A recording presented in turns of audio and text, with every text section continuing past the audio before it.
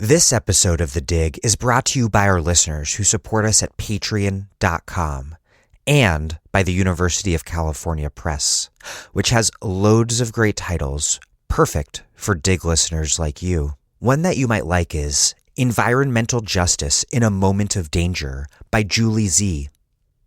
We are living in a precarious environmental and political moment. In the United States and in the world, environmental injustices have manifested across racial and class divides in devastatingly disproportionate ways. What does this moment of danger mean for the environment and for justice? What can we learn from environmental justice struggles? Environmental Justice in a Moment of Danger examines mobilizations and movements, from protests at Standing Rock to activism in Puerto Rico in the wake of Hurricane Maria. Environmental justice movements fight, survive, love, and create in the face of violence that challenges the conditions of life itself.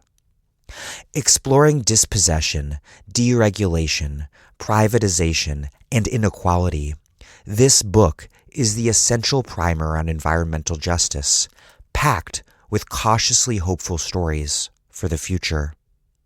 Environmental Justice in a Moment of Danger by Julie Z. Out now from University of California Press.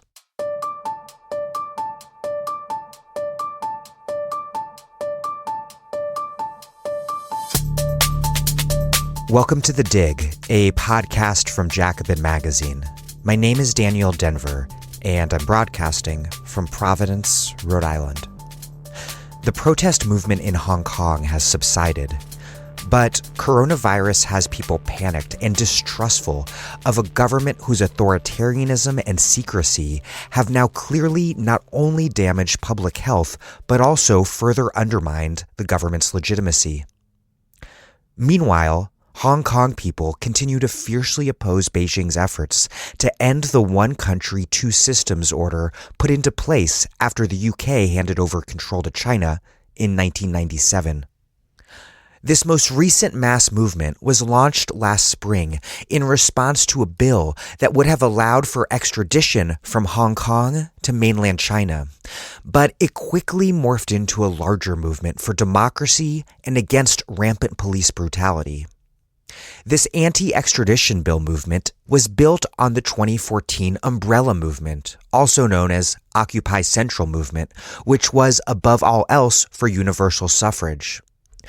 What comes next and how the ongoing political crisis surrounding the coronavirus might unfold is uncertain. Today's episode is my interview with writer and activist Au Loong Yu, who spoke to me last week from Hong Kong.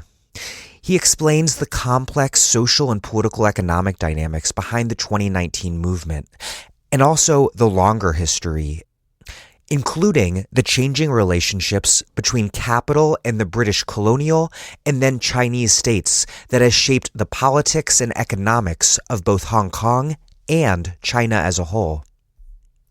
He also discusses the history of Hong Kong activists using their relative civil and political liberties to support worker struggles in China, something that the tight grip imposed by President Xi Jinping has made increasingly difficult. But Au says that changing conditions may create new opportunities for bigger change. Critically, he says that such change in the mainland will be necessary for change in Hong Kong. Revolution in one city, he says, is impossible. Before we get started, I just want to say to my American listeners, take every angry, confused, hopeful, giddy, weird, and alienated feeling that has washed over you this week and plow it into hard and determined work to crush Mayor Pete's zombie neoliberalism in New Hampshire and beyond. We are winning. If you haven't started making calls or knocking on doors yet, please get involved with your local DSA chapter or go to berniesanders.com/volunteer. Finally, I want to ask you for your support. This podcast can only be my job, and I can only pay all of the people who help make it possible because you, our listeners, support us at patreon.com/thedig. We also have left-wing books to send you in the mail as a thank you if you contribute $10 or more a month. One of those books is A Planet to Win, Why We Need a Green New Deal. Another is my own new book, All American Nativism, How the Bipartisan War on Immigrants Explains Politics as We Know It. You might be at the gym right now, driving to or from work, at the grocery store, or doing dishes. And you keep meaning to make a contribution, but keep forgetting. When you get back to your computer, please remember to take a minute and make a contribution at patreon.com/thedig. That's patreon.com/thedig. Speaking of my book, I have a lot of tour dates coming up. Coming sooner than later is Philadelphia, Baltimore, and DC.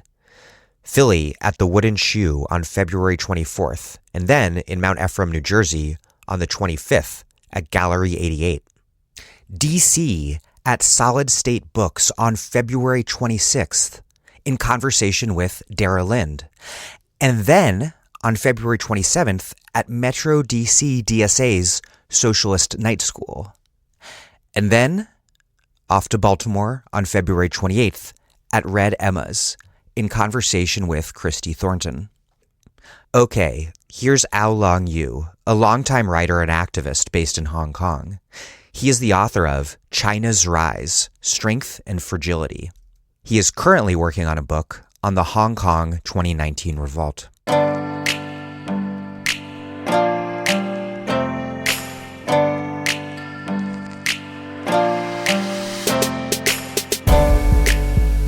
Au Loong Yu, welcome to The Dig. Oh, yes. Good morning. On my side, I'm sorry, yes.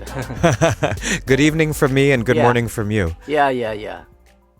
Here in the U.S., Hong Kong has been out of the headlines recently after nearly a year of Hong Kong politics being on the front page or close to the front page nearly every day.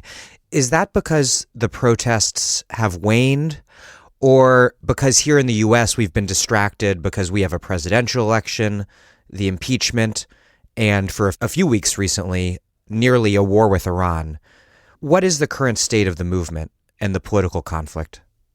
As far as the anti-extradition bill movement is concerned, I think towards the end of 2019, there's already obvious signs that the movement is receding. With the onset of this coronavirus issue and the pandemic is spreading, the movement is basically no longer what it was half a year ago, especially in terms of these young people's clashing with the police.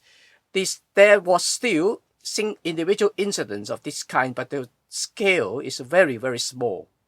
So the movement, as I said, was receding for the moment.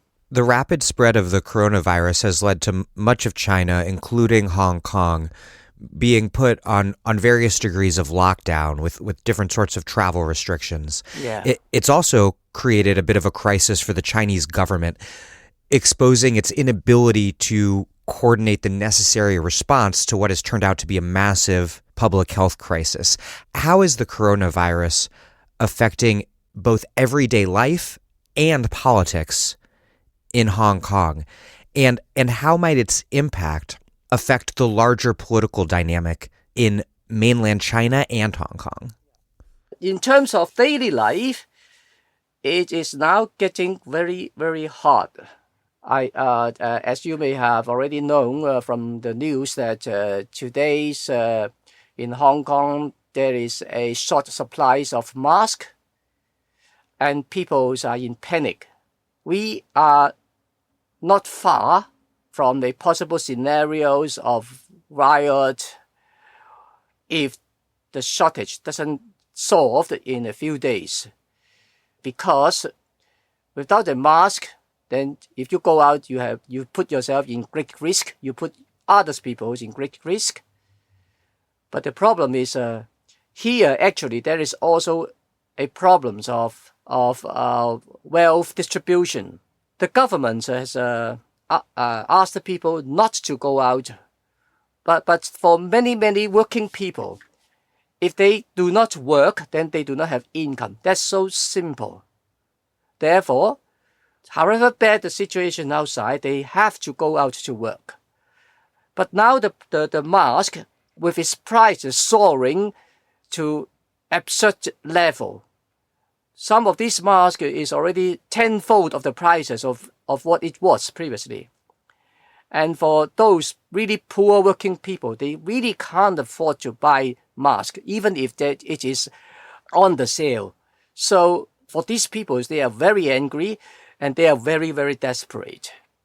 Not to say those disabled and senior citizens who still have to go out for food, for visiting doctors, and so on and so forth. So the government is simply irresponsible to tell the people not to go out.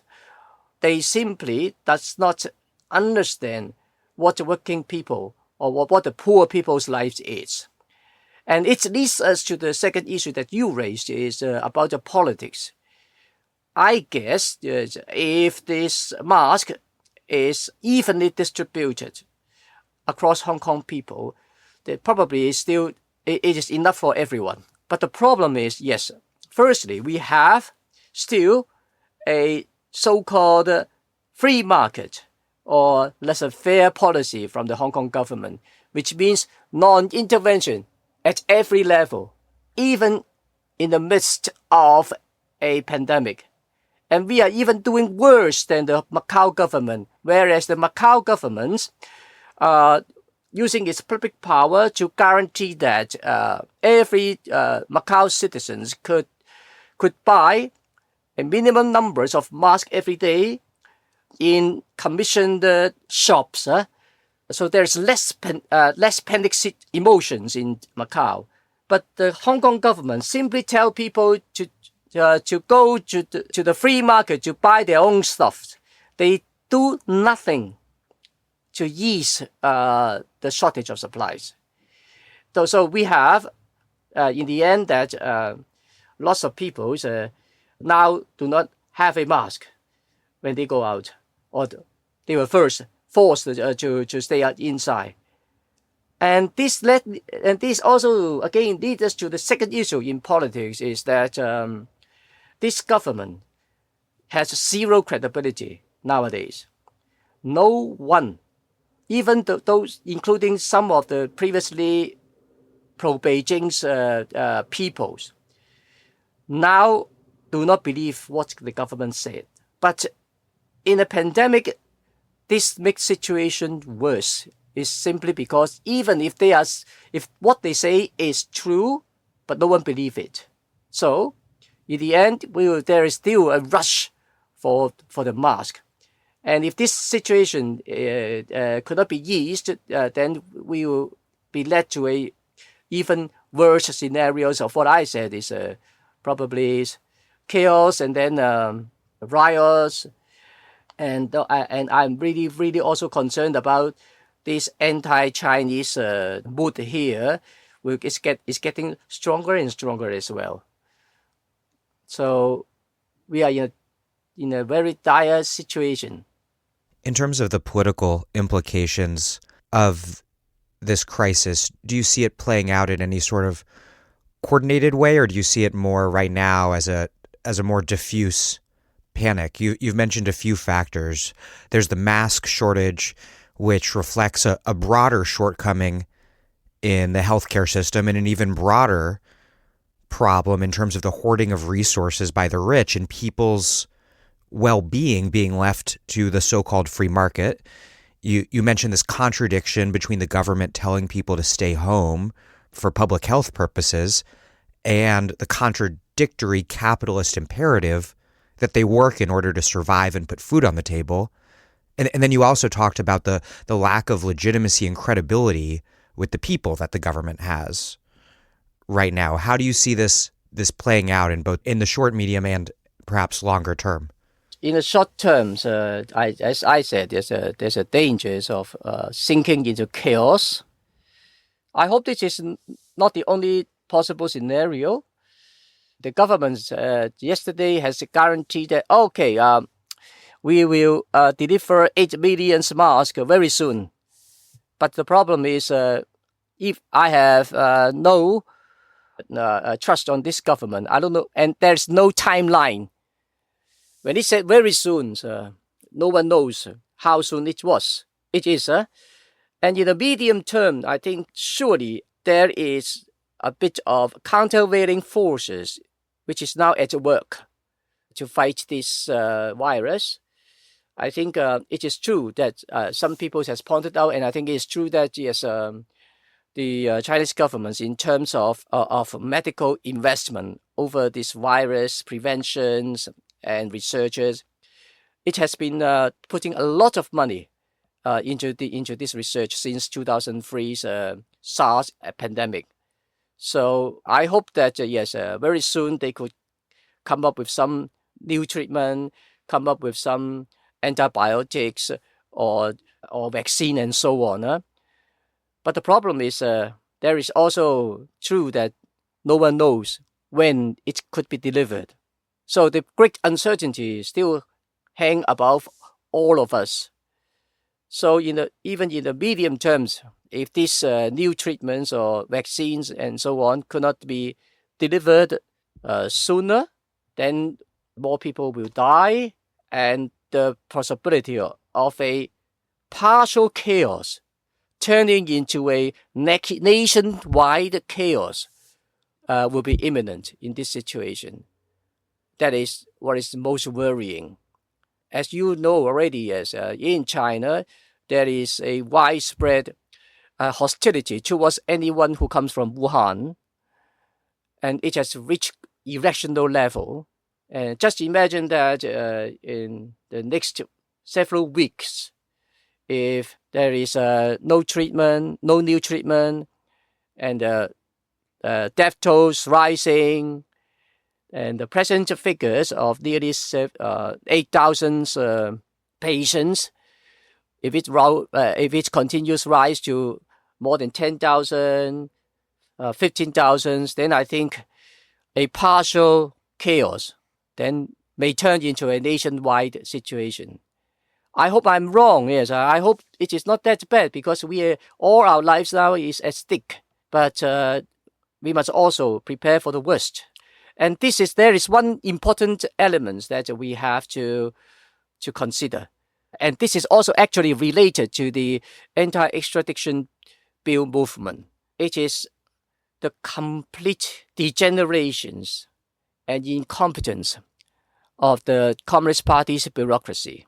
It is always my thesis that it is a very interesting phenomenon. The Chinese Communist Party's bureaucracy, that it is highly contradictory. On one hand, it is a terribly effective driving force for modernization. If you look at the Qing dynasty towards the end of its dynasty, yes, it was also trying to modernize China, but it failed. And then it was the turn of the Kuomintang, the KMT regime, and its modernizations program was also failing miserably.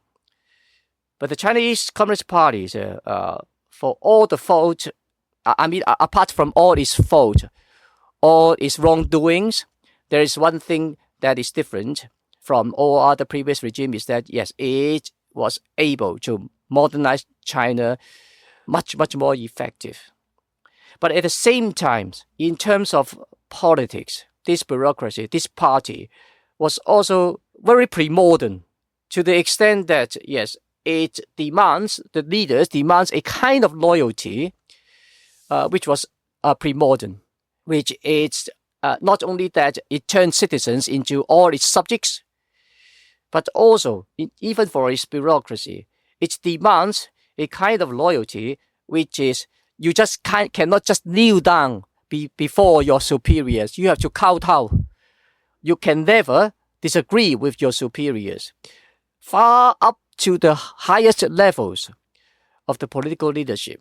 So in the end, yes, as some Western media has already noted that, yes, all around the leaders at every level, they are all yes men. They never disagree. They never tell the top leader what is actually going on. So we have a government which is so effective in cracking down dissidents and the civil society, but it is absolutely incompetent in fighting the virus or in just warning the people. Come on, you know it is killing people. You have to warn the people about this pandemic is coming. But no, the Western media has already picked up these situations and then, yes, criticize how these absolutisms of Chinese Communist parties is responsible for this pandemic.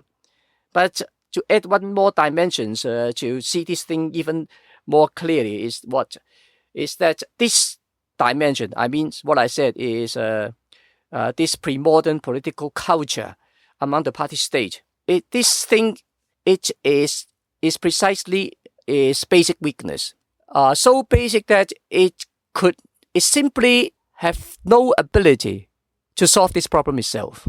So you see, actually, is in these pandemics where truth is the most valuable thing, but the government, even until today, is still arresting honest people who try to tell the world what is going on. And we already see from the past experience of the Chinese Communist Party that it simply could not really discipline its own bureaucracy.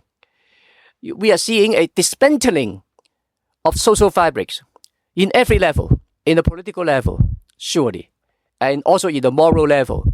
In the political levels, people are some of my friends in mainland China is already making comments. I'm not sure how far it is, but at least this is a topic that needs to be discussed and open debate on. Is that once the Wuhan's pandemics become more widespread, according to my friends who tell me, in the Wuhan government, in the municipal governments, at every level, it's just paralyzed. Though some of these bureaucrats, some of the officials actually just run away. Some of these officials, yes, they are still performing their duty, but they don't know what to do. They don't know how to do. Should they keep on crack down on those on news, or should they release it, or should they what should they do? Yes, there is a great chaos since the end of 2018 already. So it is at least in the Wuhan level, and we are talking a city with 10 million population.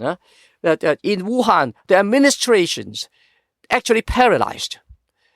And if luckily, this is still a partial situation. But how about nationally speaking?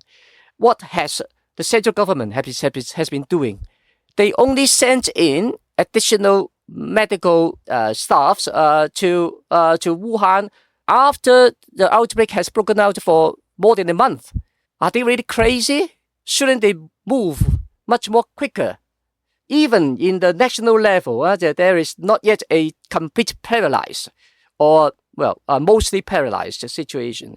But you can see the total incompetence of this bureaucracy. And actually, 100 years ago, there is already even in Europe, in America, there is a growing public awareness on the problems of how to deal with pandemics. Honesty and truth is so important. I still remember when I was a teen, I read is it Danish? Is the Ibsen's novels about the people's enemy. These things has already been discussed and the lessons drawn 100 years ago in Europe. It is also becomes one of our ingredients of running a modern society. But Chinese Communist Party still try to administer a pandemic with a pre-modern political mindset that whenever there is pandemic, the first thing you do is to suppress it. So this is what we are witnessing the consequences now. So I think this if there is ever any positive things about this pandemic is what? Is that I think this pandemics actually exposed the greatest weakness of the present regime. I think in both sense that firstly, the anti-extradition bill movement has exposed the Communist Party's political agenda is to finish off Hong Kong autonomy altogether. And now with this pandemics, it exposed its own weakness of administering a modern society. The virus, you're saying, has revealed how Chinese authoritarianism creates a communication problem because there are these layers of bureaucratic yes men and the censorship, and that's all led to a situation where the top can't hear or see what's going on at the bottom, which in the case of the coronavirus has made it difficult to understand and then respond to the public health crisis. To what extent will this create a serious problem where the government will find it more difficult to secure popular consent? Because in the past, of course, there's always speculation on the outside that the Chinese government is entering into some sort of significant legitimacy crisis or governmental crisis. But so far, the Chinese government has been able to withstand extraordinary crises, including its massive response to the economic crisis of 2008. Do you think this will be any different? With the onset of this pandemic, surely the economic growth will be hard hit. People's economists, among the economist community, there is a strong opinion that for 2020, Chinese economic growth will not exceed 6%, and so on and so forth. Yes, so there's going to be problems. Surely the Communist Party's diplomats or economists continues to tone down the crisis by saying that yes, with a 6% growth or even a bit less, still the highest in average, globally speaking. Well, if you just look at the figure itself, yes, this is maybe true. But the problem is we have to bear in mind that one Chinese special feature is that in China, because of the huge population, we need a much higher economic growth than many countries in other parts of the world in order to provide enough jobs to the population. Because in China, the so-called intensity of creating jobs in relation to economic growth is quite low in China because of the fact that, yes, China has been upgrading its industry very, very fast. Whereas 30 years ago, there's still a lot of investments, labor-intensive sectors. With the continuous upgrading of industry, actually there have been more and more capital-intensive investment, which means that there are less jobs creations following these upgradings of industry. So China needs a particularly higher growth rate in order to absorb every year millions of their fresh graduates, and also not to say the 200 million rural migrant workers seeking for jobs and so on. So the situation could be becoming problematic with a slowing down of economic growth. And with this pandemic, that situation, the risk is even higher. And then we come to the second part. Yeah. Well, Chinese government has rolled out a package giving out, or what the Americans said, Chinese government has been throwing out money from the helicopter to save the economy. In 2008, the central government spent something like 4 billion renminbi. And then in addition to that, municipal governments also spent billions of dollars to boost the economy. Yes, and then, yes, we didn't suffer long-term crisis as in Europe or in America. But the problem is for 10 years, this is very clear. The consequence of this 2008 package is a terrible rise in the national debt. Now we have a debt ratios of more than 350% of the GDP, which for a low middle income countries is very, very high.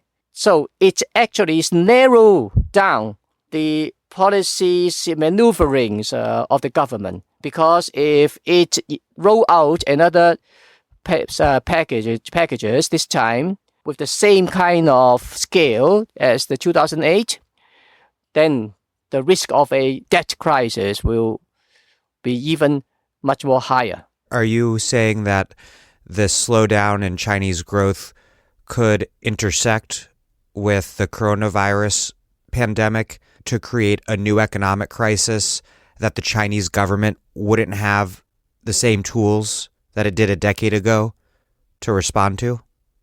Yes, it is possible.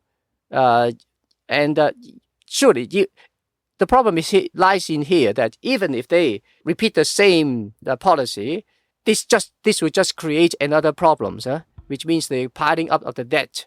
And debt has to be paid someday. In the short term, it may save the economy from a slump, but in the medium terms, it's just creating another problems. So this is what I mean. I want to return to talking about the last year of politics in Hong Kong. In December, before coronavirus emerged as a major issue, the left-wing Chinese news site Lausanne wrote, quote, "After a year of resistance, everyone is jaded and in a vulnerable emotional state. There doesn't seem to be an obvious way out. And while our position in global politics is being consolidated, it isn't taking form as quickly as we'd like. Peaceful rallies seem to be ineffectual, and frontliners have fought their way to a standstill. The cost of resistance has risen exponentially. We have entered an era where anyone who looks young and is clothed in black may be arbitrarily arrested. Why is it that the movement in Hong Kong reached an impasse when it did?" Towards September, there was already obvious signs that the movement has reached a bottleneck because it no longer could significantly escalate the battle against the government, and its call for a general strike in early September does not really succeed at all, which is a contrast to the situation in early August. I would say that yes, the climax of this movement is the general strike in the 5th of August. Surely the strike was not able to paralyze all of Hong Kong, but significant section of it was paralyzed, especially the airport. Half of it is paralyzed. And also, yes, transportation is so chaos that the whole day many people couldn't, even if they did not go on strike on its own initiative, they were forced to stay outside of their office actually because of the transport problems, because of the chaos. But when the protesters call for a second general strike in early September, that doesn't work. It was because after the August 5th general strike, which is quite successful, there was very soon retaliations from the Beijing government. The Beijing government hard pressed the Cathay Pacific president, and they were forced to step down. Of the airline? Of the airline, yes. And then very soon, the Cathay Pacific management shifted the consequence to their employees by sacking 35 or 36 airlines, the flight attendants. So in the end, it was the employees who bears all the consequences. The Beijing government's the reason has to crack down on the Cathay Pacific employee was simply because on the date of the 5th of August, probably half of the flight attendants of Cathay Pacific went on strike. So the Beijings want to revenge on them. And then from then on, a lot more retaliations has occurred. And was there any effective response from the protest movement? No, none. We can't. For a long time, there is no effective response. They don't know how to do. They don't know what to do to save themselves. So therefore, when the students call for a general strike again in September, it is natural and reasonable to see that there is no real responses from the working people, even if some unions had tried it their best. And then what followed is a very typical situation in many parts of the world's social movement as well, that when the mass struggle was not effective enough to respond to repression and retaliation, and then it recede a bit in its scale and in its mass strike and so on. There, the most advanced part of the movement, the young radicals, begins to come up with an idea of taking even more radical actions to substitute mass mobilization instead.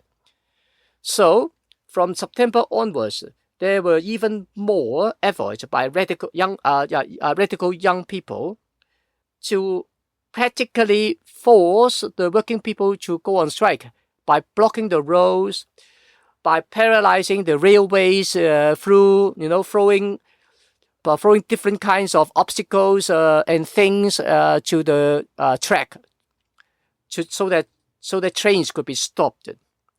And then it further escalated into November's the two great occupations in two universities. Firstly, in Chinese university, and then followed by the polytechnic universities. So the Chinese university was occupied for a week, and for the poly universities even much longer, for several weeks. And the reason that there is heavy clashes at the bridge of the Chinese university, I think here we need to be truthful to ourselves.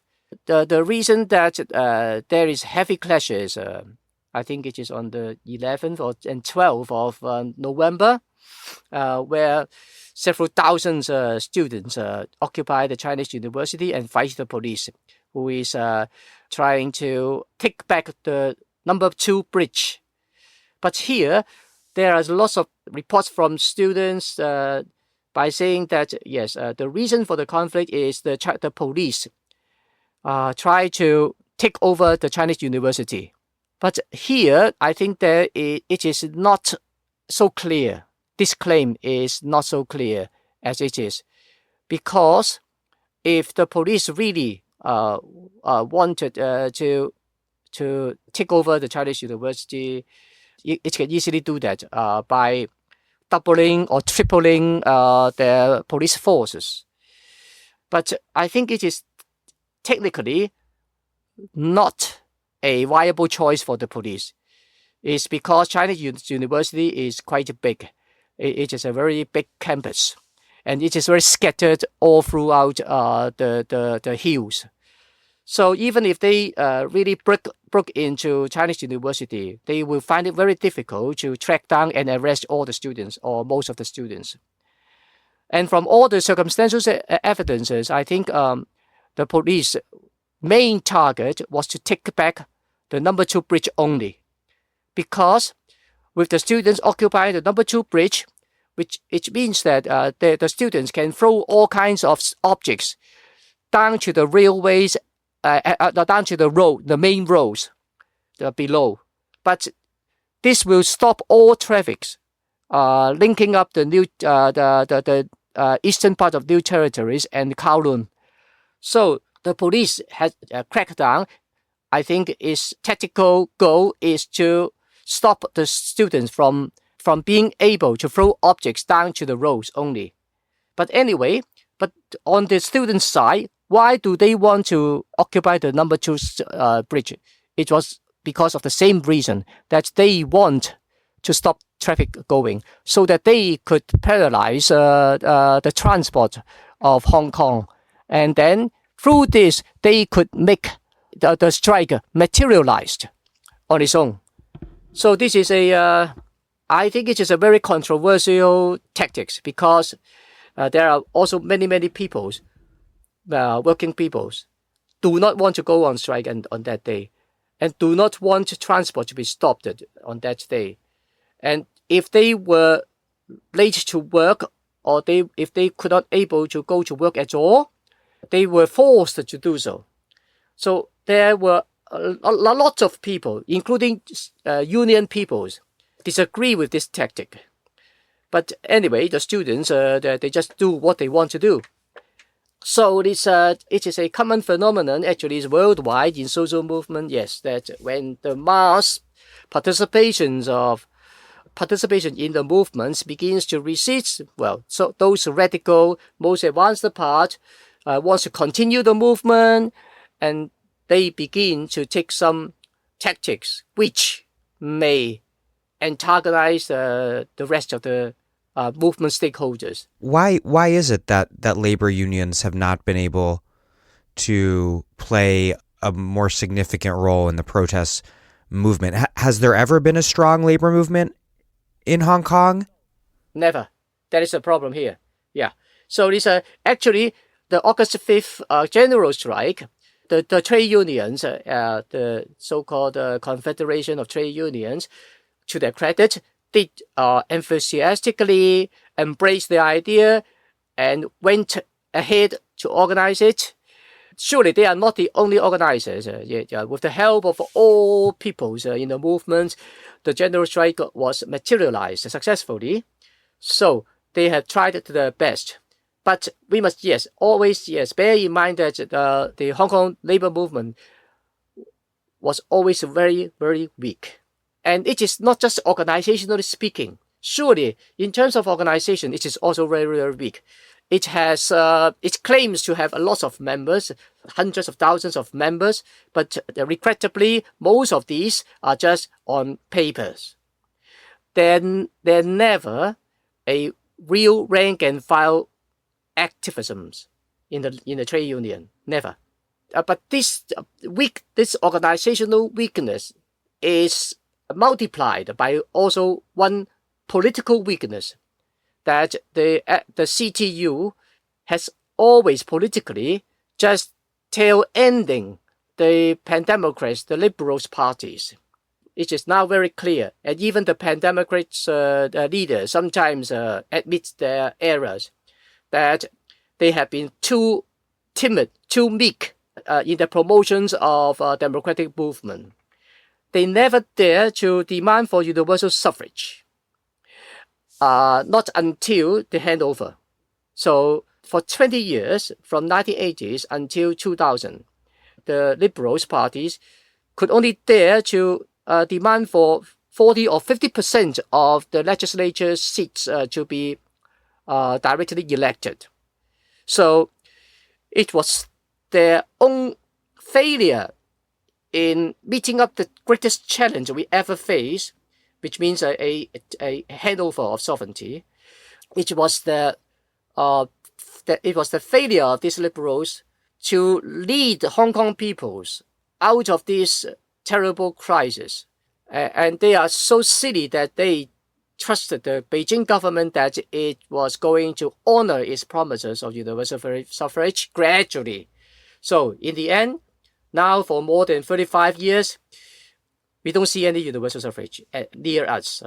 So, but the problem lies in here, that the trade unions has always been faithfully tail-ending the Liberal Party's political line and program. In the end, they totally disconnect themselves from the young generation. These unions don't even meet basic liberal democratic demands, let alone socialist democratic demands. No, yeah. Even in the 1990s, the leaders of the Confederation of Trade Unions opposed the idea from some left-wing groups that Hong Kong should have a minimum wage. Yeah, and the leader during the election campaign openly declared that, well, we oppose minimum wage. This is a planned economy idea. This is what he said. So it is, well, to their credit, we must admit that after the handover, the CTU gradually came to their sense and become embracing the minimum wage demands again, and they did a promotion campaign to fight for that. And eventually, because of whatever reason, the government by that time is still a bit more liberal than today's. So the government conceded and imposed a minimum wage in Hong Kong for the first time. So one can still see the basic weakness of these labor unions. So that is also why when the first generation of young people who suddenly come to their senses that yes, that the Beijing will never honor its promise, that it is going to finish off our autonomy altogether very, very soon. So it is the 2014 umbrella generation who rose up and fight hard for the first time for universal suffrage, which is a brilliant act. But they did not have the endorsement of the pan-democrat parties. All the pan-democrat parties came out in opposition to the occupation idea, the Occupy Central idea. Even after the occupation happened, most of the pan-democrat parties, day in and day out, they just try to persuade the students to withdraw from occupation, to give up the occupation. And this really antagonized the young generation. And the CTU unions, in these scenarios, they are all very passive. So disconnect, the umbrella movement, proved that both the liberal parties and the CTUs could really no longer a viable political force which could protect Hong Kong people. And that's pronounces their downfall. Luckily, in 2019, this time the CTUs was a bit more proactive, and they came out to organize strike and so on, which is helpful to them and helpful to Hong Kong. But still, because this weakness has been rooted, so deep-rooted for so many years, is still unable to give a strong response to this retaliation I talked about. That is why, after the August climax, the labor union could no longer really mobilize to fight back. But surely, right now, there is also still new openings and new hope, but I will talk about that later. The protest movement has 5 demands, including universal suffrage, an independent inquiry into police brutality, and amnesty for arrested protesters. But the original demand was to withdraw the extradition bill. And Hong Kong Chief Executive Carrie Lam did just that in September. But as Eli Friedman told Jacobin, quote, "Opposition to this bill was the original catalyst for the movement, and many believe that if the bill had been withdrawn in June, the protests would have died down. Unfortunately for the government, their ham-fisted response and brutal repression by the police generated more demands, such that by the time the bill was finally withdrawn in September, people were hardly impressed." Why was extradition to mainland China, why was that the issue that catalyzed this broader, long-standing anger over the forced incorporation of Hong Kong into China and demands for political democracy? And why was that the thing that prompted this mass movement? And then what is the significance of the movement becoming a movement that was also and is also centrally about police repression? Of course, police brutalities is added fuel to this anger of the people. But I will say there is one more important underlying issue that I will talk about later. First, I respond to the questions of this bill. What is the significance of this bill? Why it was widely opposed? It is obvious that, yes, this bill, when presented by the government or by Beijing, they try to sell this bill by saying that, we only target those mainland fugitives who fled China and hide in Hong Kong, but they have done illegal. But they had done illegal things, so we just go after them through this bill. It was a particular high-profile murder case that they Yes, used, right? yes. But I don't go into detail because everyone knows this murder is using this murder as a leverage is simply silly and stupid. It convinces no one. But if they say, but they have a second line of defense, which is what I said, that, well, the bill is to go after Chinese fugitive. But if you read the bill, it is very clear. It targets everyone who happens to be in Hong Kong. Well, even including you, Daniel, if you talks about China's critical tone, and then the Chinese government doesn't like you, and you happen to be in Hong Kong, they could also arrest you under this bill. I mean the Hong Kong government, and then send you back to China for trial. So this is just a lie for Beijing. When they said that the bill just targets mainland refugees, mainland fugitive. So it targets everyone, and that makes everyone angry, including the many Western countries' government, because they know their nationals will be put in danger because of this.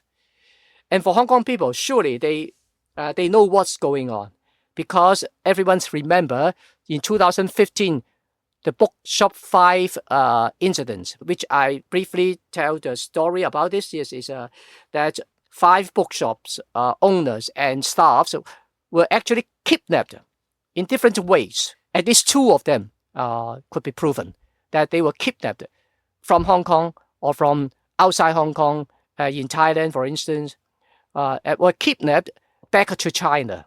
And the reason of Beijing doing this is commonly believed that it is because the bookshop has published the books about Xi Jinping's private life. And that's pissed off Beijing. And the princelings. Yes, and the princelings and so on, yes. So this extrajudicial kidnap really pissed off Hong Kong people. And they know very well from then on that Hong Kong's autonomy, the so-called one country two system, is finished. Well, but if Beijing could be a bit more moderate, well, and not rolling out this extradition bill, possibly there is no great protest in 2019, possibly not even this year, because there is deep demoralization after the failures of the umbrella movement. So who revived the protests in Hong Kong? Actually, it's the Beijing themselves. It is the Carrie Lam's governments themselves who trigger off the anger of the people again by rolling out this bill. And this leads us to the second question that we just talked about, that, well, surely in September 4th, Carrie Lam has already announced the official withdrawal of the bill. But the problem is not just police repression that anger the peoples into raising the 5 demands, not one less, so they keep the momentums of the movement going and reach the climax in August. No, not just police brutality. It is also the police collusions with mafia. The triads. Yes, which is so obvious in the 21st July's incident. Actually, this is not just one single event. Back in 2014 umbrella movement, all the circumstantial evidence also pointed to a scenario of Beijing and the Hong Kong government colluding with the Hong Kong mafia and calling them out to beat up protesters in Mong Kok already. And for long time China experts, if they really observe the situation for a long time, they must have known this, that the Beijing's policy is to work with those mafia which had announced their loyalty to Beijing, to work with them so that they could be used as a dark force in repressing the people. Actually, 20 years back, the head of the public orders departments in China, when he was interviewed, he already said that, this guy's surname is Tao. This Mr. Tao already said that Well, you can't say all the mafia are bad people. Some of them are patriotic. So everyone knows that if Chinese Communist parties label anyone as patriotic, which means they already be 统战, the names, or they already been co-opted as one of the allies. And since then, various circumstantial evidences or even confession by some mafia head points to this direction, that Beijing was working with mafia long time ago.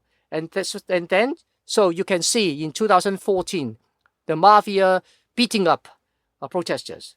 And then in 2019, it's the July 21st incident, which happened in a train stop called Au Loong, where hundreds of mafia just using sticks and beat up anyone who came out from the train indiscriminately, because they think that these people must have came back from a great protest in Central.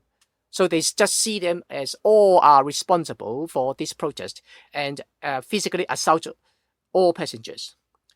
And the police at that time, for 39 minutes, did nothing. Even if there are hundreds of calls, thousands of calls to the police to tell them that the mafia is coming out and so on, but they do not respond. And in many events, they just put down their phone. And actually, there are the protesters saw policemen simply walk by the attack and pretend not to see anything. And when being confronted later, the police officer could not really reply to these questions from reporters. And then a head of the cabinet in the government begged the reporters, please don't ask this question anymore.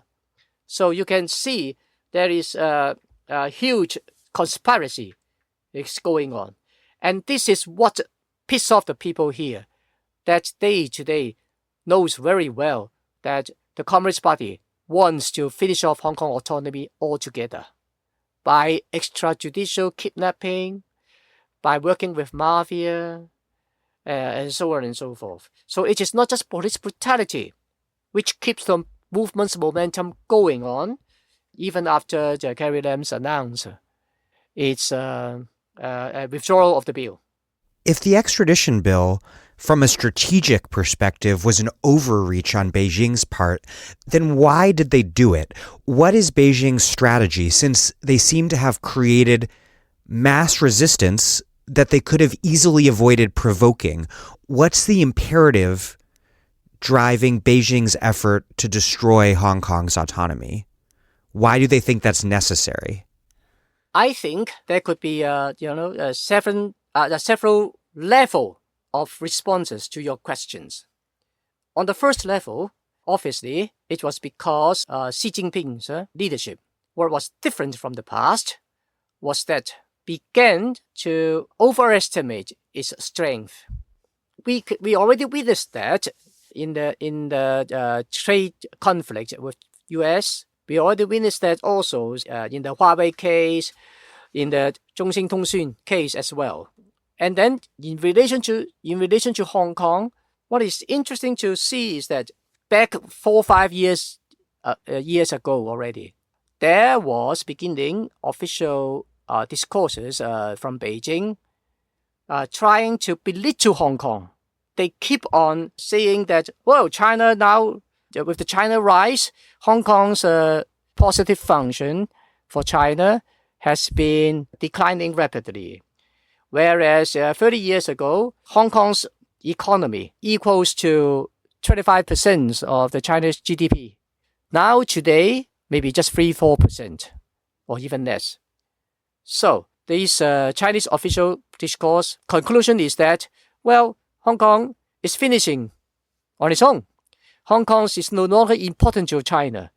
So forget all about your demand for full autonomy, for universal suffrage and so on. You simply are no longer important to us. Discourse was repeatedly pronounced in the media, in academia, in the political level and so on. But the problem lies in here that this is just half truth. I don't know who is advising Xi Jinping's or their political bureaus on Hong Kong affair. If it is really the Hong Kong and Macau Affair Office people who offer this advice, then they are giving ill advice, because this is not even half truth. This is just maybe 1/10 of the truth. Hong Kong's importance does not lie on just the size of GDP. Just imagine this, that 70% of China's inflow foreign direct investment comes through Hong Kong, and similar proportions of China outward foreign direct investment, or even at least comparable proportion, also goes to Hong Kong. And then just imagine this, that the Chinese corporations also relies on Hong Kong to borrow money, which means corporate debt.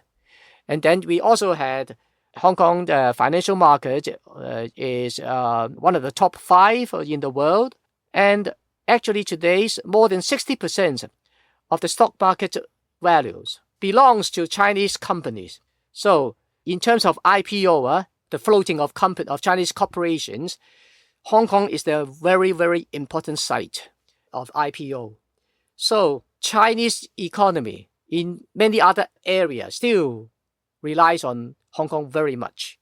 And not to say that Hong Kong was treated as separate custom territory. Therefore, Chinese corporations which operate in Hong Kong could receive treatment much better than they were or they are in mainland China, especially including high technology importation.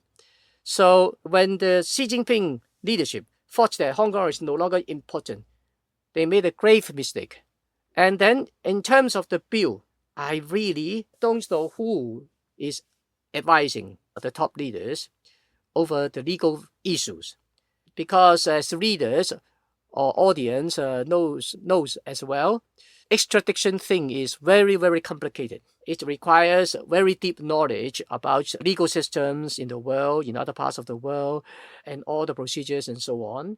And Hong Kong is still has the British law in place. And then it is, if the Chinese government really just want to target Chinese mainland fugitive, then it is easy. They can just write the bill to narrow the bill down to just targeting this mainland Chinese. Or, of course, I do not support that. Or if they also want to target Hong Kong people, well, then they could write the bill to the extent that they only target mainland Chinese and Hong Kong Chinese. In this case, the Western government would probably do very little to oppose the bill at all, because the bill doesn't affect them at all. So if legal advisors of the top leaders is a bit more competent, even to their interest, to the bureaucracy's interest, they shouldn't have written the bill in that way. This is a bill that targets everyone, and this would make the world turn against you. That's so simple. So this is exactly what happened. And so, time and again, it leads us back to the conclusion that who is advising Xi Jinping.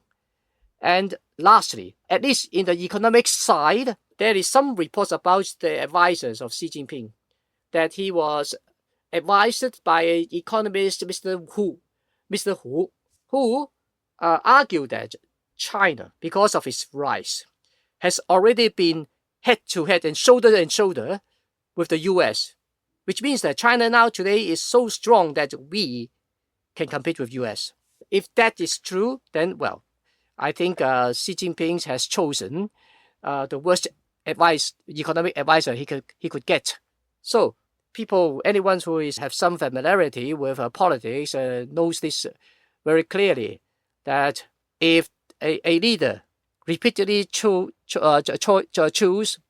a silly and stupid advisor, this means that the leader himself, well, probably a man, isn't it, in China, the leader himself will probably be also quite silly. And I think this is a fair comment until, they could give us more openness and tell us the truth. An article I read by Brian C.H. Fong on the political economic history of Hong Kong was very interesting. And he writes that under British rule, the local Hong Kong government had relative autonomy from Hong Kong capitalists, but that this relative autonomy has been lost under Chinese rule. He writes, quote, "As some neo-Marxists have pointed out, under a capitalist system, the state must serve the interests of the bourgeoisie by facilitating capital accumulation on the one hand, but must also maintain a certain degree of autonomy from the capitalist class on the other. The significance of relative autonomy lies in its strategic importance in enabling the state to pursue a policy agenda broader than the interests of any particular interest group and achieve an appropriate balancing of different interests in society." My question is, what is the significance of Hong Kong's government having lost so much of this autonomy and potentially being set to lose even more under Chinese rule? Does the relative autonomy of local government still nonetheless play an important role for Beijing, whether it realizes it or not, in terms of the need for Hong Kong's legal system to remain independent for the purpose of attracting global capital? Well, this is a very important question. I agree with the comments that Brian you quoted, but I would like to elaborate a bit more. The British government, they allow quite big economic autonomy and liberty for the local Chinese bourgeoisie from the very beginning. But this is not because of any goodwill, surely, not because of any good intention. It's simply because of one thing, that they already control the most important resources and all the upstream economic power, and then profit from it. They just don't give a shit to those downstreams, less important economic sector at all. The first most important resources that it controlled was the land, through declaring that all Hong Kong land becomes crown land. And then anyone who wanted to do business has to rent or so-called leased from the government. This already gives them huge economic power and get a big profit from it, because they will just hand cheap land to British corporations and to their cronies, while the Chinese has to pay a lot of money to lease the land, both or maybe for living or maybe for doing business and so on. So not to say all the other economic sectors which is very profitable and monopolistic, say the airlines, the buses, the railway, communication, they were all monopolized by British capital. And because of this, they already well-fed. So therefore, they don't mind at all that they allow the local bourgeoisie to make money in those highly competitive and low profit rate sectors, from catering to all these retail sales or the wholesalers or storage, these kind of things. Surely, with the declines of British Empire, the local bourgeoisie also becomes more and more wealthy, and the British capital, have their market shares decline very rapidly, already 30 years before the handover. So this is what benefits the local bourgeoisie. But the problem here is also very obvious, that the local bourgeoisie, so-called autonomy, is chiefly entirely an economic one. In political terms, it is totally incompetent, totally useless. They could not even form a unified and strong bourgeoisie party. And this is one of the reasons why the Beijing government take direct control today. 35 years ago, when British government negotiates with Beijing over the Hong Kong handover, Deng Xiaoping did hint that yes, we are going to rely on the Hong Kong bourgeoisie to rule Hong Kong. We are not going to have direct control. Well, you may or may not believe his promise, but the issue is still very clear that if the bourgeoisie, with such economic resources, why couldn't they even come up with a strong political party? Precisely because of this complete failure, which allows instead the pro-Beijing party, which means the umbrella organizations of the Communist parties here. This allows the Communist parties to grow. I mean the umbrella organization, to grow into a big political party. Why does this small bourgeoisie liberal party is so uninfluential? It's entirely at the mercy of Beijing. Well, it is because of their failure, and therefore we must distinguish this economic autonomy from its political failure, and this also leads us to the problems why we lost our autonomy so quickly. Well, then we can come to the conclusion that firstly, the complete failure of the bourgeoisie. Secondly, the failure of the labor movement as well.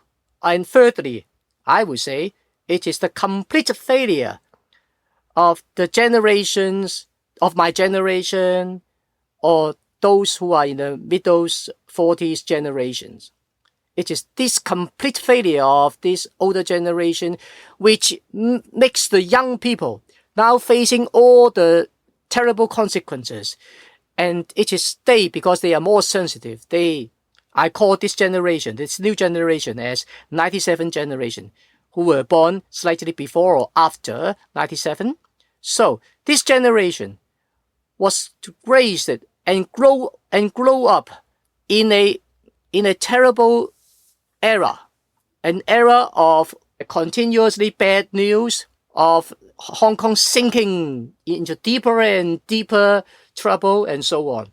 That explains why they, in desperation, they come up with the last fight, and they really don't even spare their lives. That is why we see these young, angry people. So it is these three levels of factors which lead to the greater movement. And in terms of the governments, the Hong Kong government and the judicial independence, well, of course, the Hong Kong government, my guess is in the top level of the government, probably there is already a Communist Party secret cell in control of everything and connect this to the liaison office. The liaison office is the Beijing government, the PRC's government representative in Hong Kong. Yeah. So it's the only thing now is still not really intact, but still not directly controlled by the Communist Party is the legal system. But this is eroding very quickly because of the lack of civil power. But is there a contradiction there in terms of the PRC government, Xi Jinping's drive for total political and legal absorption of Hong Kong on the one hand, and the key advantages and benefits derived from Hong Kong's separate status on the other? Is there a core contradiction there?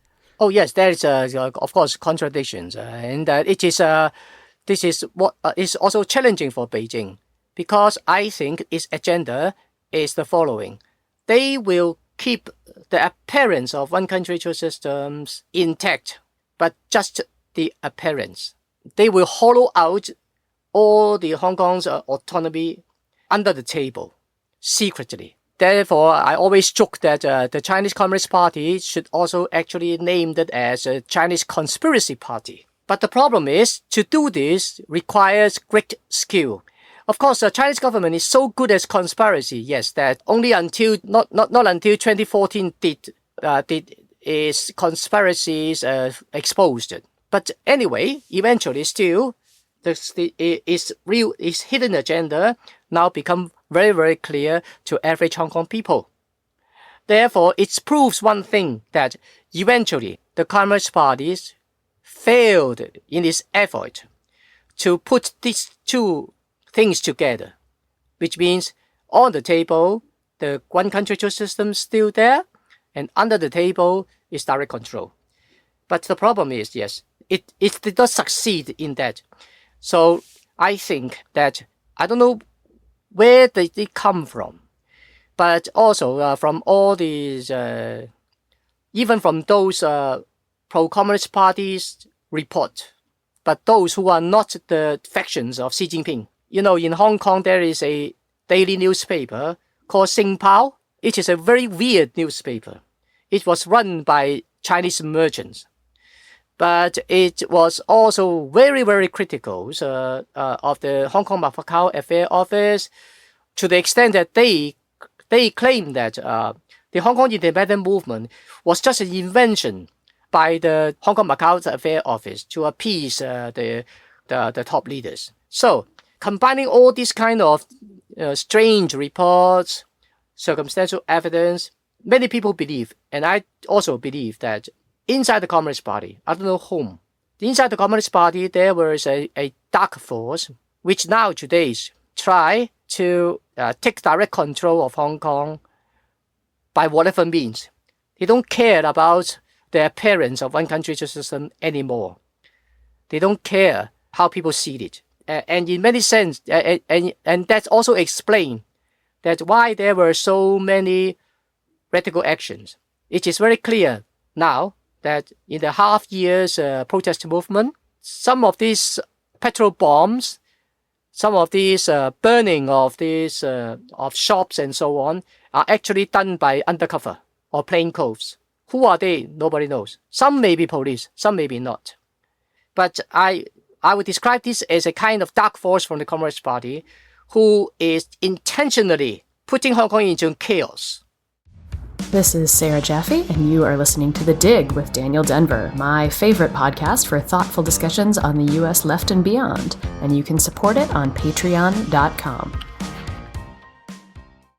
This episode of The Dig is brought to you by our listeners who support us at patreon.com, and by Haymarket Books, which has loads of great left-wing titles, perfect for Dig listeners like you. One that you might like is Organized Labor and the Black Worker, 1619 to 1981, by Philip Foner, with a new introduction by Robin D.G. Kelly. In this classic account, historian Philip Foner traces the radical history of black workers' contribution to the American labor movement. Philip S. Foner was a prolific people's historian, whose many works include The Black Panthers Speak, Clara Zetkin Selected Writings, and The Letters of Joe Hill, all published in new editions by Haymarket Books. The Black Scholar says of this book, Foner's careful and detailed scholarship makes this the best one-volume study of blacks and the labor movement currently available. Organized Labor and the Black Worker by Philip Foner, with a new introduction by Robin D.G. Kelly, out now from Haymarket Books. Stepping back to something that we touched on a few minutes back, some of this historical context that I think is very important and that a lot of listeners here might not know about. In the transition to Chinese rule, why did both the Chinese state and Hong Kong capitalists see an alliance as in their interest, this governing alliance? And why did both see popular democratic rule as a threat? Well, it's easy to explain. It's because Beijing easily co-opted the Hong Kong bourgeoisie by allowing them to invest in China from the very beginning. And this fit into Deng Xiaoping's broader agenda of remaking Chinese political economy into the global manufacturing juggernaut that we know today. Yes, and actually, everyone knows that without the Chinese market, Hong Kong will not be so quickly evolve into a huge financial center. And this Hong Kong bourgeoisie will not get that rich at all. So it's something like similar to Taiwan, that a huge sections of the Taiwan bourgeoisie was being co-opted by Beijing as well. Therefore, this is just reasonable and natural for the Hong Kong bourgeoisie to ally with Beijing. And surely, the Hong Kong bourgeoisie fear of Hong Kong people having democratic rights, then they fear Beijing. This is hardened position from the very beginning.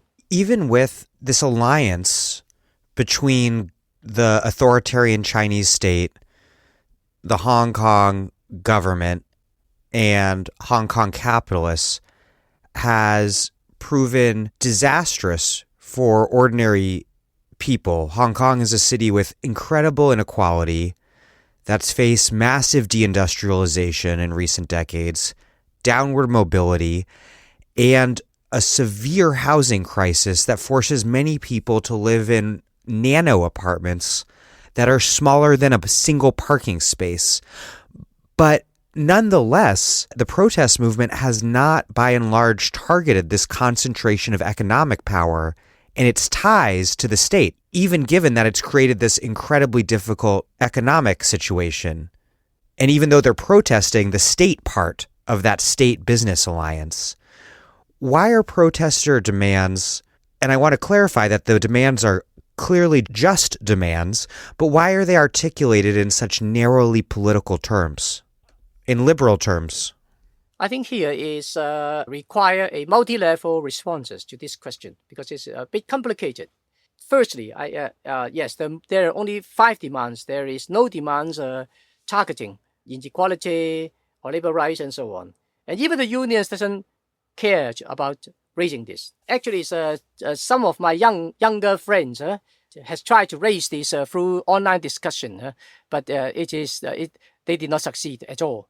Nobody cares because nobody cares about raising progressive tax and so as to fund welfare, more welfare. Nobody cares about this demand at all. Even though people's situation economically is quite dire. Well, I think here must be heavily qualified. Daniel, here is important. This is what I wanted to say. Firstly, on one hand, it's obvious that it is the young people who take the lead in this movement. And for thousands and thousands of these young people, they are witnessing, they feel, and they are quite right too. They are witnessing an imminent fall of Hong Kong. If we are not saving this, come out to save Hong Kong, then all our rights will be gone very soon. Half a year, 1 year, or whatever. So they see this as a last fight, as a last battle. And that's also explain why there are also so many suicide cases as well. They see saving Hong Kong autonomy is the priority. Yeah? So it should take priority above everything else. And anything which could divide the movement should be posed later, not now. That is the sentiment. And secondly, more importantly, is that even a lot of Hong Kong working people does not feel that urgent to raise a labor rights issue at all. And here is very important. I find that many Western media is sometimes misleading when they present Hong Kong's economic problems. Surely, the inequality is very big. The Gini coefficients 3 years back, what I remember is something like 0.55, something like that. So it is, of course, in terms of inequality, is very significant. But there is one thing that is often lost in the Western media presentation, is that we still had a semi-welfare state. Half of the population still lives in public housing. Wow, I didn't know that. Yes, exactly. Because we copied that from Britain since the 1970s. So, actually, I also live in a government-subsidized apartment, which I paid a very little amount of money. Then I own an apartment. Yes, this is crazy that now today's a small apartment will cost you 4 million Hong Kong dollars. This is absolute crazy, and this drives people mad. Yes, but this is just a very recent situation. It is just a situation persisting for less than 10 years, and still the government is expanding public housing. It's still fall short of demand. Yes, it is true. But if you are a poor working family and you apply for a public housing, and the government tells you that, okay, wait for 5 years, and then you wait, okay? Or sometimes it's extended, 6 years, and can you wait? Will you go, will you take radical actions to fight for a house which will be given to you in 5 years or 6 years? Surely you will wait, right? So public housing is a great social stabilizer for Hong Kong. Without this, yes, Hong Kong will have huge protest movement long time ago. And this public housing, this legacy of the colonial government is a good one for its own administration as well, actually. So, and also we have accessible medical care for everyone. There is no screening of being able to be treated in hospitals. It is far from ideal, our medical care. But I would say it's much better than you American.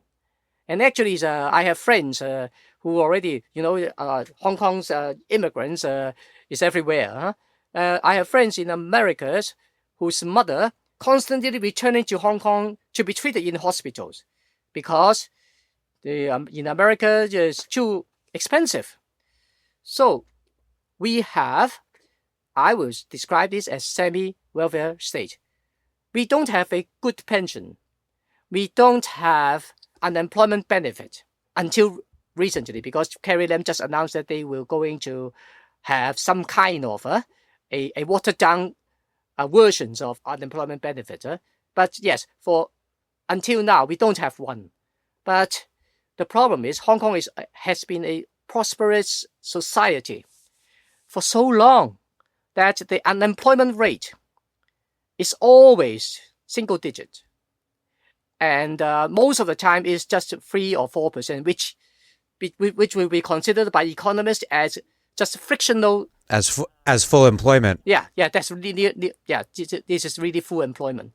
So we have nasty jobs, we have very bad jobs, we have very low paid jobs, but we have jobs. And this keep people going. And especially for generation over 30 years ago, usually they enjoy, a relative upward mobility. If they are poor, they could eligible for public housing, and that's why it is not uncommon to see working family own an apartment, have considerable amount of savings for people who are over 35, say for instance. So, and therefore we have a huge middle class as well. So the situation is not as dire as certain Western media try to paint.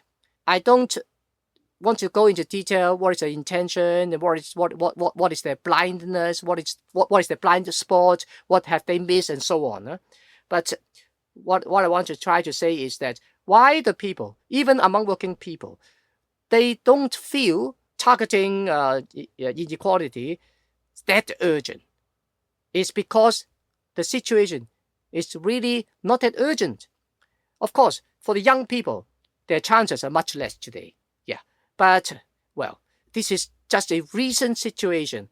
And of course, it is regrettable that young people, especially students, they do not have any good perspectives on the working people. They do not know certain, well, we still have a 1.4 million people who are living below poverty lines.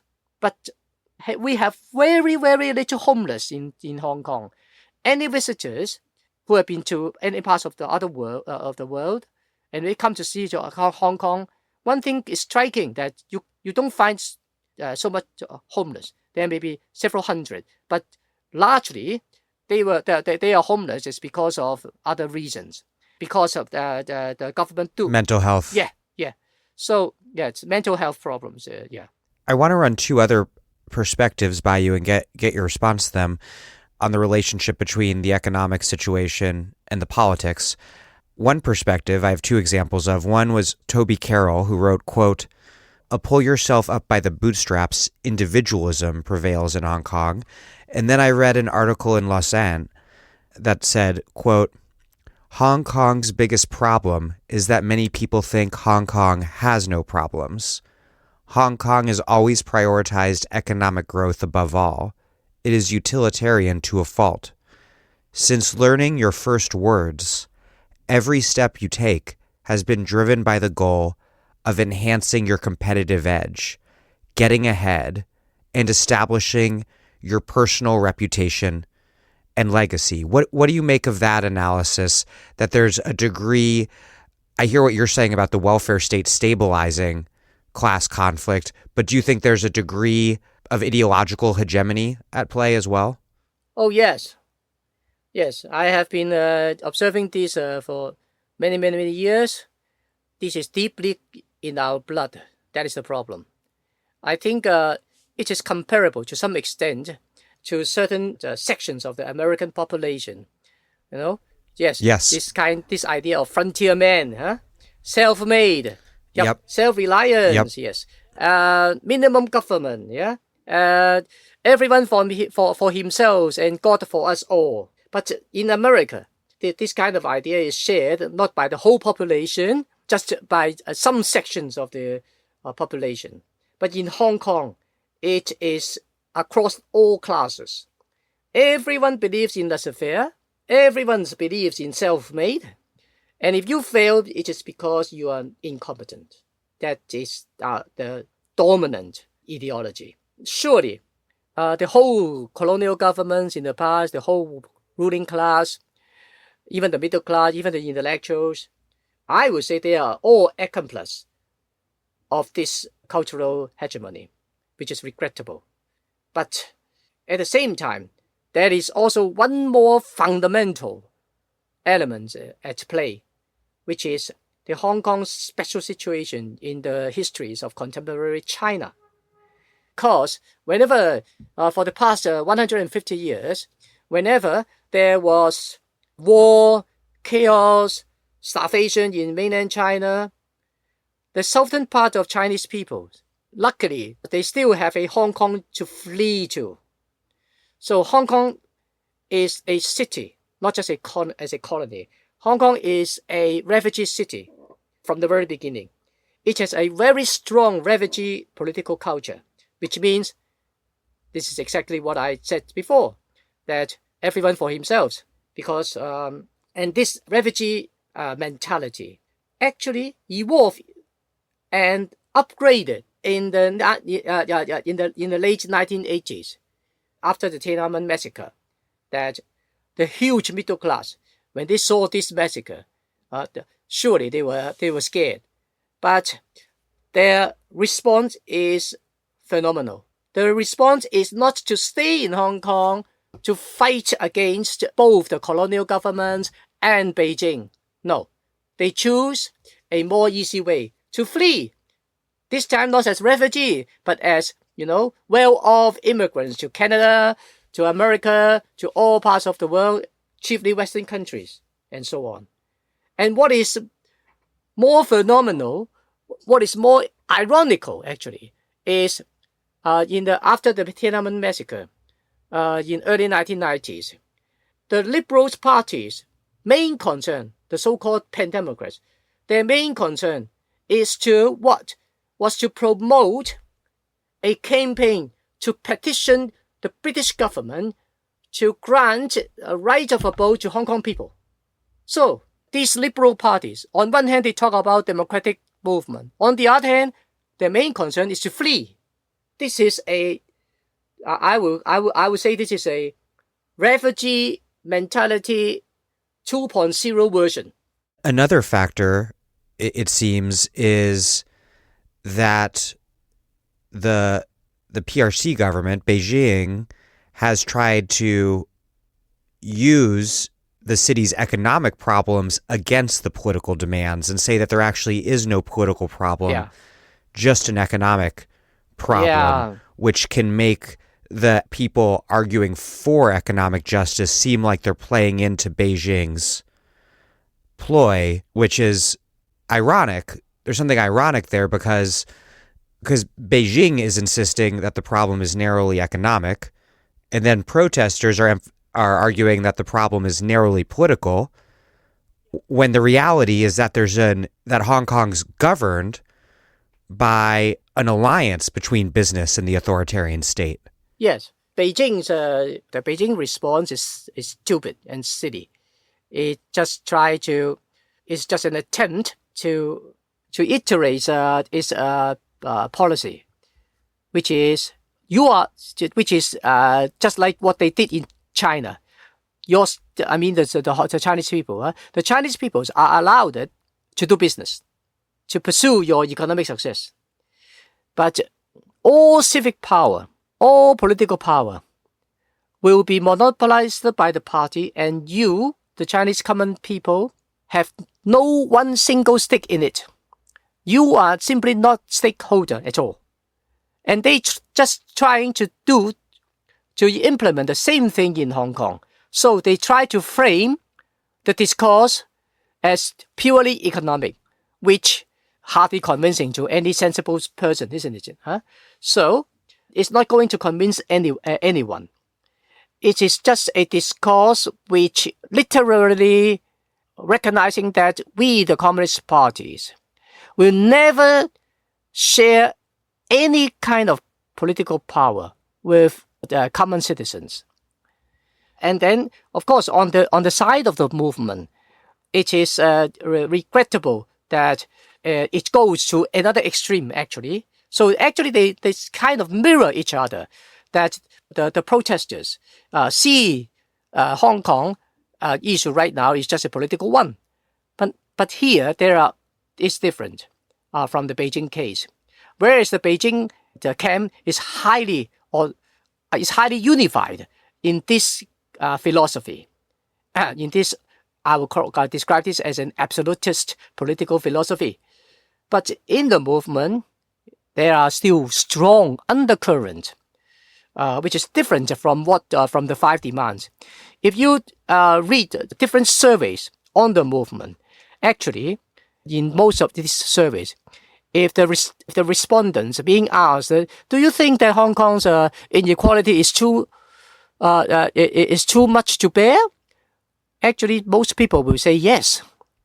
And most people will say that, yes, they do concern about the hard lives in Hong Kong, especially for young people. The problem is, in order for this undercurrent to voice out, it requires a left-wing party. But for the past 40 years, because of the worldwide declines of left-wing, there is no real left forces in Hong Kong. So there is no political representatives of this undercurrent. And that is why we have a protest movement which entirely targets political issues. But if give them more chance, give them more time, and with a little bit of push, it is possible to promote a growth of a left-wing voice eventually. Of course, it is not something short-term could be done. Has the power of the left been undermined by its contradictory role in Hong Kong under the years? After all, under much of British rule, the Hong Kong left supported the Chinese Communist Party against the anti-communists of the KMT, but now it opposes a communist party that runs an unabashedly authoritarian, unabashedly capitalist state. Deep degenerations of the communist parties surely totally discredit socialism, communism, or even revolution. The term revolution is a bad word for a long time in Hong Kong. So it's very hard for the genuine left to really grow. In the early 1970s, there is a thin layers of young leftists influenced by the worldwide youth radicalization at that time. That they were doomed. They have no chance to grow at all. Though surely they have their own weakness. I was part of that generation. But there's lots of weakness and also too much immature and so on. But eventually, I think we stand no chance. It's precisely socialism is so much discredited by the Communist Party. And in the 70s, in the 80s, especially when the Hong Kong economy was experiencing a huge boom for so many years, that it was even to criticize capitalism. If you talk about inequality, you will be laughed at, not to say about revolution. So it's very hard situations for the left, and therefore those small left organizations nearly totally marginalized throughout the 80s and 90s and down to the 20s. Only, 21st century. The situation only experienced a little bit of change in 2010 when there was a thin layers of young people who are leaning to the left.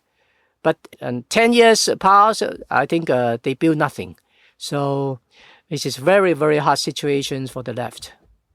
You recently said, quote, Hong Kong is ruled not by its autonomous government, but first and foremost by Beijing, and this absolute asymmetry of forces between the city and the Chinese state make any sensible person to rethink the idea of a revolution within one city.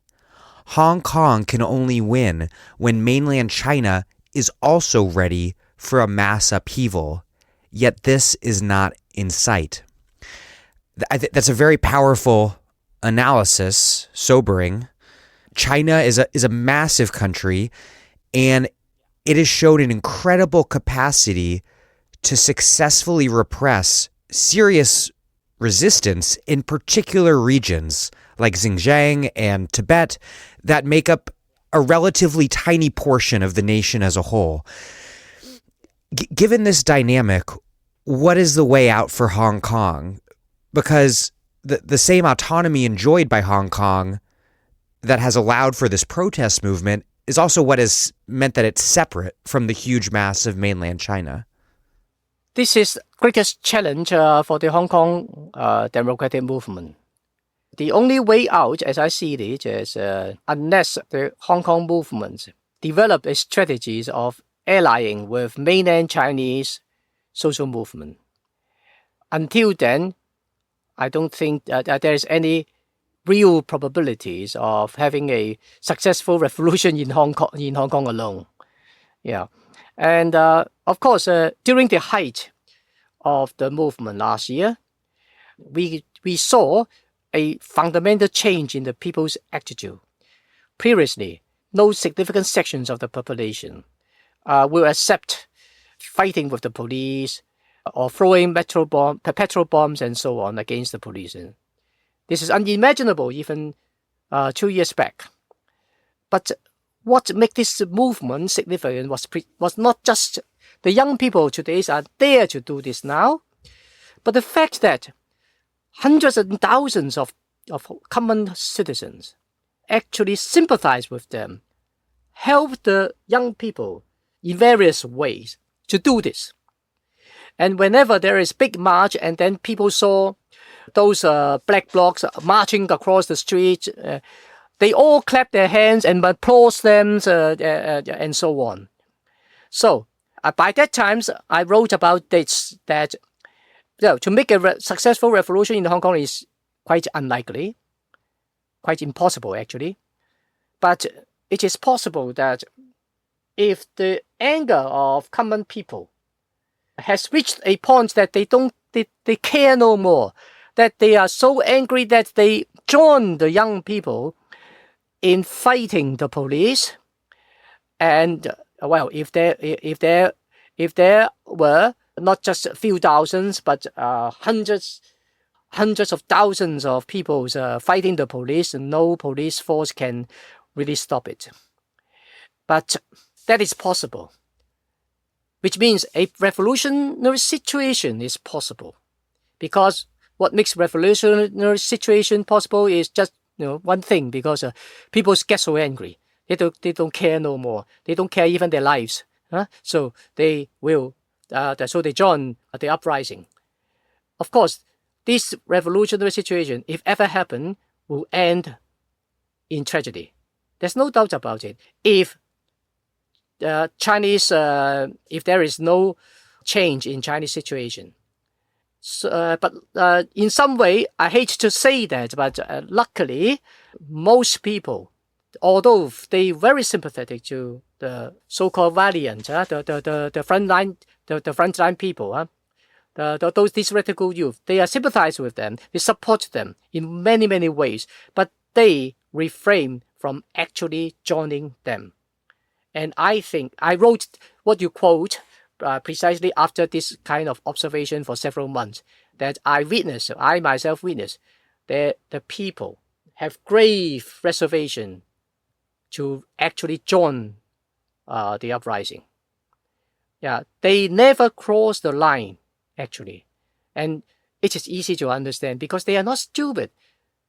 They do not have sophisticated analyzers, but they immediately know that right in the heart of center, there are 8,000 People's Liberation Army stationed in Central. And more in Shenzhen. Exactly. So we stand no chance at all. And everyone knows that. Only the young people don't know that. And so, luckily, we didn't enter into a revolutionary situation, because I don't think it is the Chinese China is ripe for a huge revolt right now. But we have to make use of this, the calming down of the protest, to use this period as a rethinking process, to think about our strategy. The problem with this movement is we have a lot of tactics, but we have no strategy. And if there is ever strategy, it is calling for independence, which is self-suicidal. The best strategy for us is to call for self-determination for Hong Kong, but also call for self-determination for all Chinese ethnic minorities, and also for all provinces and cities, and to fight against these Communist Party dynasties in Beijing, which means a strategic alliance between China and Hong Kong Democratic Movement. But we have to be patient, and we have to use all our leverages to help China's social movements to rise up. This is, of course, very, very difficult. Eli Friedman recently commented about just this in an interview with Jacobin, in terms of the difficulty of building these links between Hong Kong and mainland Chinese workers. He wrote, quote, "This work is made all the more challenging by the fact that links with worker movements in mainland China are basically non-existent. Hong Kong activists have played a critical role in the development of worker organizations and insurgency in China over the past 25 years, but these links are badly attenuated today. This is due to the CCP, the Communist Party of China's, unrelenting effort to smash independent forms of worker organization since 2015, including even the tamest NGOs. Receiving money or assistance from Hong Kong is, in and of itself, risky. To what extent did this relative civil and political freedom in Hong Kong allow for activists to use the city as a launching pad for independent worker organizing in China? And what has Xi's crackdown meant for those cross-border networks? Firstly, I think, yes, the crackdown on this network is very real. But as far as I know, it is not 100%. There is still collaborations, although in a much more hidden and sophisticated way. This kind of collaboration is still going on. Surely it is just a fraction of what had been in the past, but still, it is not 100% crackdown. So there's firstly, and secondly, I think we should avoid an approach of previously being overly optimistic, and then under the repression right now, turns to the other extremes of overly pessimistic. I think the situation is very complicated. It is not optimistic, but it is not that pessimistic. It is because of one thing, that the 30 years of so-called open and reform also included a positive side, that there is a huge growth of civil society in China. Although it is largely liberal-led, but yes, I assure you, in China, many liberals are actually neoliberals.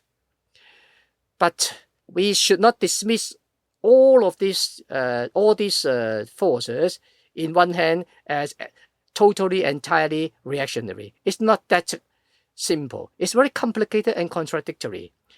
I would say that, yes, in certain ways, among people who are over 30s and so on, who has experienced relative only, but still relatively liberal regime in the 90s and in the 2000s, that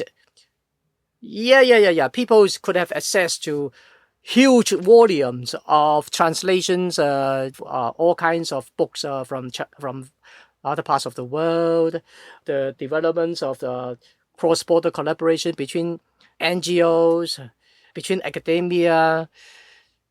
This force is small, but it exists, and it can grow when Chinese crisis deepens, and it is exactly what we are facing. Of course, it's still very, very difficult, but that is why patience is required, and of course, wisdom is also required.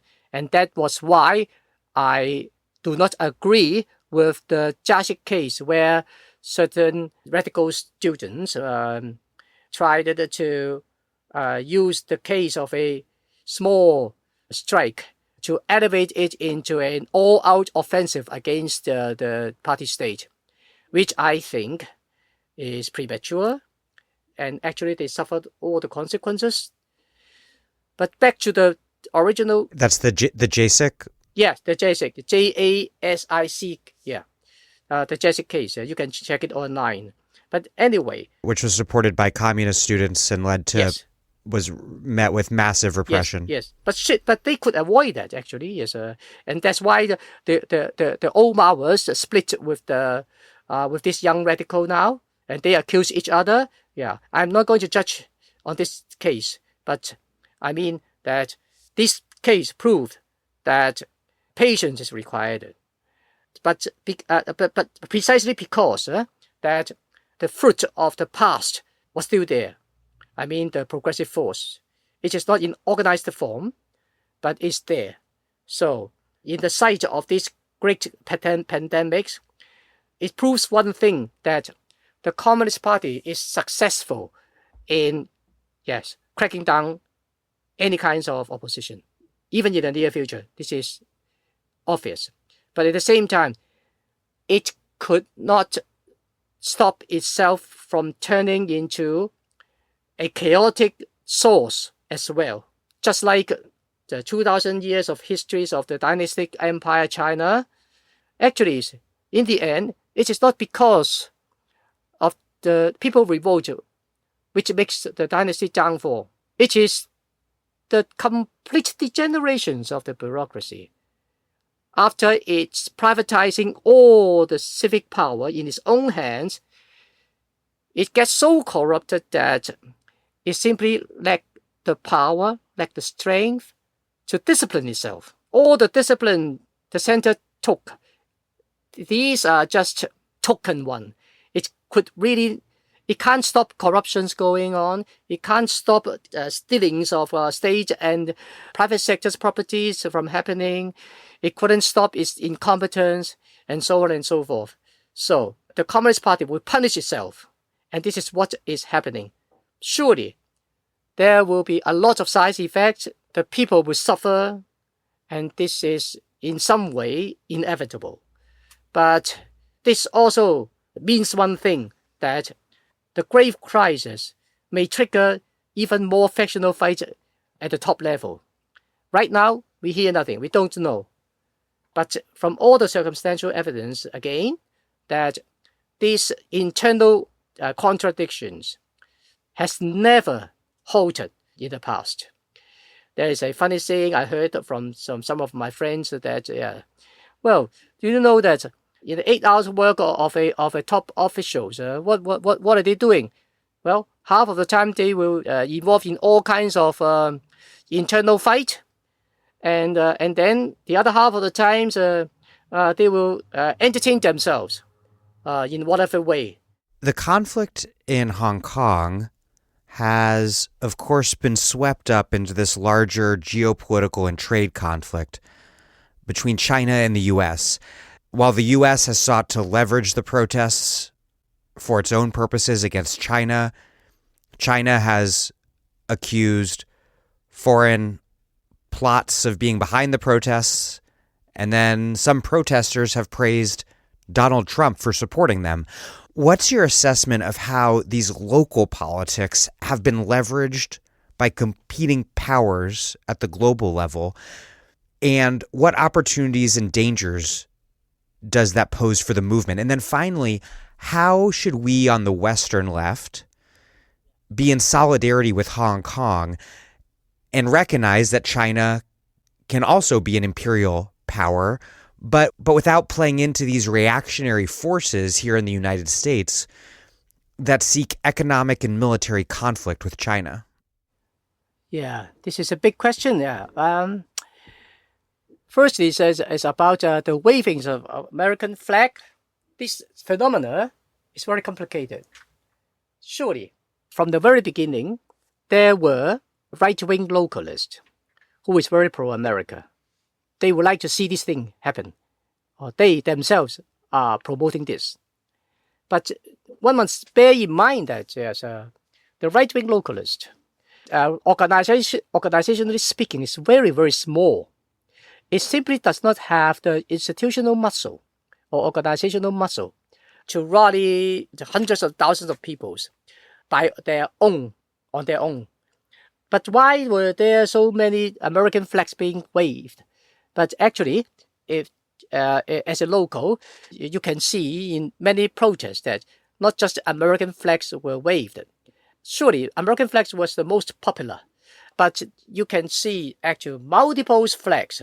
You can see, the German flags, British flags, all kinds of European countries' flags, a lot of Catalonia flags actually as well, even Japanese flag, Taiwan flags, and so on. And when ordinary people who waved the American flags or this kind of flags, they have a different meaning from those die-hard right-wing localists.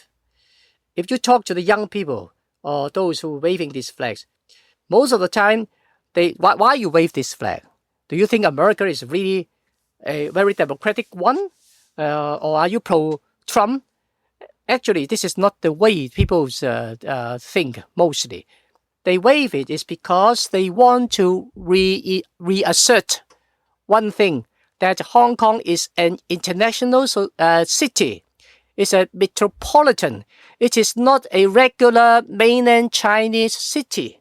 This is a city which enjoys autonomy and also a broad international connection, especially economically, especially in economies and in culture, in everything, even if it is not in politics. So these wavings of different kinds of flags has different meaning from different people. This is one dimension that we have to bear in mind. And we must also understand one thing, that in Hong Kong, all parties are very, very weak. No democratic party or localist parties has at most has several hundred or just several dozens of membership. Even the biggest party, which is Democratic Party, they only claim 700 members. So we have 2 million people took to the street. So most of these people are just very ordinary citizens who are not that political in the first place. Therefore, even if it is a bit I think it's just embarrassing to see the American flag waving around, but the political meaning is not what many foreign observers thought it is. And secondly, surely there are the Pan-Democrats, organizationally very weak, but they do enjoy two main forces support. One is the Apple Daily, which is a very pro-American, very pro-neoliberal popular media. It is actually just a tabloid, but it is a so-called pan-democrat tabloid. It is regrettable to see this, but it is the fact. And secondly, the liberals here enjoyed a great number of academia support. And these two forces themselves are often also very pro-America. That is the problem. So when the American or Trump stress that they did not intervene in any ways in this movement, I believe it's true because they don't need that. They don't need those open intervention. They don't need really paying money. We are a rich city. The Pan-Democrats has a foundation to support the movement, legal cases or humanity support and so on.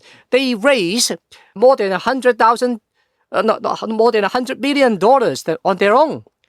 We don't need to be subsidized by the American empire. This is the most silly accusation. America do not need this kind of low-level intervention. They only need to give them media privileges. They only need to, continuously to quote from Apple Daily or to quote from pro-Americans academia. Then they could do the job. Not to say that in the Pan-Democrat themselves has a lot of link with the American establishment. So they could intervene just by talking. So to make sure to have a clear picture of this so-called American intervention is important, which means that if the movement sometimes exhibits a very problematic position, waving of flag, calling for Trump to pass the bills on Hong Kong human rights and so on, this is, I will not say is 100% of course, but there is a heavy doses of spontaneity in the movement as well. So we have to combat with those right-wing forces or pro-American forces. We have to make sure that we target the right target. So here, for instance, especially on your question about how American peoples or the progressive peoples help in this battle for Hong Kong autonomy, I think one important thing is to give concrete analysis and concrete support or criticism. Say, for instance, the Hong Kong's Human Rights Act. We have launched a statement and endorsed by 20 organizations from Americas and Hong Kong, criticizing the human rights bills. The tones of this statement is not an abstract rejection of everything the American Congress doing. We give a concrete analysis on the bill and pointed out that it's actually tie American foreign policy, including on Iran and North Korea, to Hong Kong human rights, and that is unacceptable. And I think this kind of concrete analysis and critique is more easy to allow people, both in Hong Kong and in America, to understand what's wrong with the bill. We are demanding that if the American government or the Congress is sincere with its support of Hong Kong democracy, then it should at least do what they have done in the 1980s. In 1986, the Congress at that time, you know very well of this too, that has passed the law on sanctioning the South Africans' apartheid regime, and by that time the law does not mention anything about American policy. It is all in all it is about sanctioning the South African apartheid, and this bill by that time was supported by many American left and trade unions and progressives. So I think it is a bit sad to see that there in America there is not much serious and constructive criticisms over this Hong Kong human rights bills. So I think of course there is deep roots to this problem. It is because between Hong Kong people or Chinese people in general and the American progressive leftists and so on, there are rarely any chances of exchange. We are talking not just with different languages, we are talking with different perspective. And this is why sometimes it is hard to talk to each other. So it is very important that, yes, from now on, there is more exchange and mutual understandings on both sides. Without this, I think it is hard to have genuine understanding on each side. Well, Au Loong Yu, thank you very much for your time. Okay, thank you. Yes.